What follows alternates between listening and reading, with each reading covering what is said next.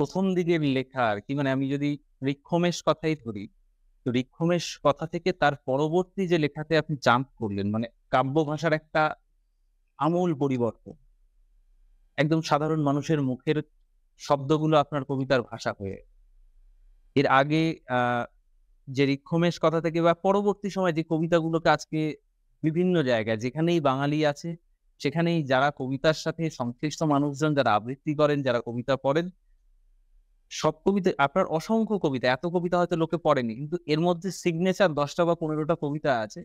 ও সুবোধ সরকার তার মানে শাড়ি, সুবোধ সরকার তার মানে রূপঙ্ক একটা চাকরি দিক। এইরকম তো এই বেশ যে কবিতাগুলো, তো এগুলো এক কথায় বলা যেতে পারে যে সমাজের অবক্ষয়ের প্রতি একটা তির্যক অস্ত্র নিক্ষেপ।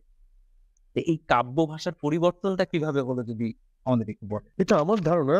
উম আমি তুমি যে বইটির কথা বললে ঋক্ষমেশ কথা লিখেছিলাম কৃষ্ণনগরে বসে। আমি তখন MA ক্লাসের ছাত্র। আমি কৃষ্ণনগর তখন। আর তার পরবর্তী সময়ে আমি যখন কলকাতায় এলাম, আমার কবিতার ভাষাটা যেটা তুমি বললে, একেবারে রাতারাতি পাল্টে গেল। এটা খুব দ্রুত হয়েছিল। মানে কি করে হলো সেটা আমিও নিজেও জানি না।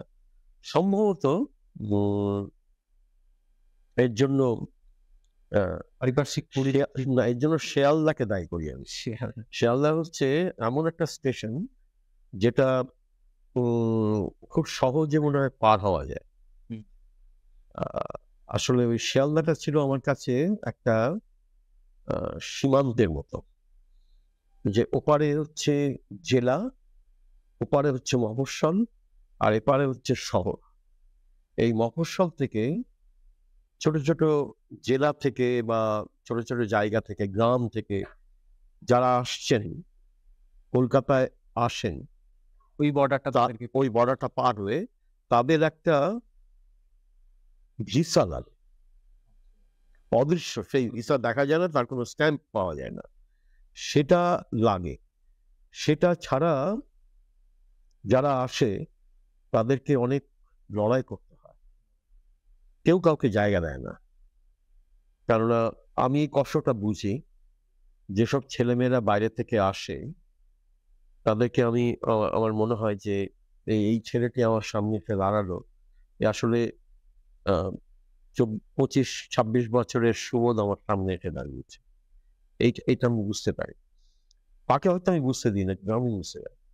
এইটা এই লড়াইটা এই সমস্ত জেলার, সমস্ত মফস্বলের ছোট, ছোট জায়গা থেকে যেসব ছেলেমেয়েরা অনেক রকম লড়াই করতে, করতে, করতে তারা উঠে দাঁড়াতে চায়। তাদের কোনো একটা জায়গা আমার মনে হয় যে আমার ক্ষেত্রে ভিসাটা ছিল হচ্ছে কবিতা।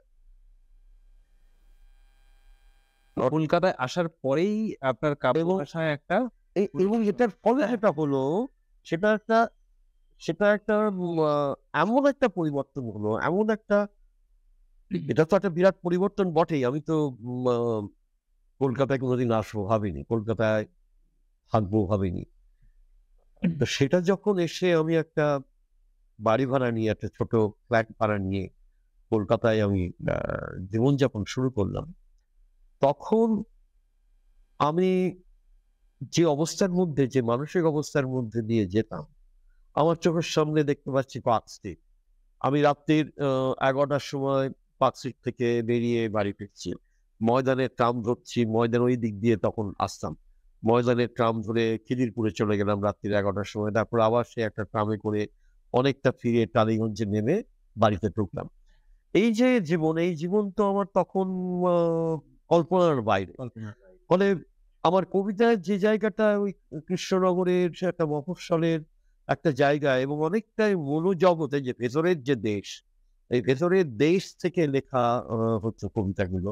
এটা হচ্ছে বাইরের দেশ এবং বাইরের দেশ ভেতরের দেশের সঙ্গে কিভাবে মিশে যায় সেটাই হয়তো আমার কলকাতার জীবনটা হচ্ছে তার এবং আপনি তো তৎপশ্চাৎ কাহিনী।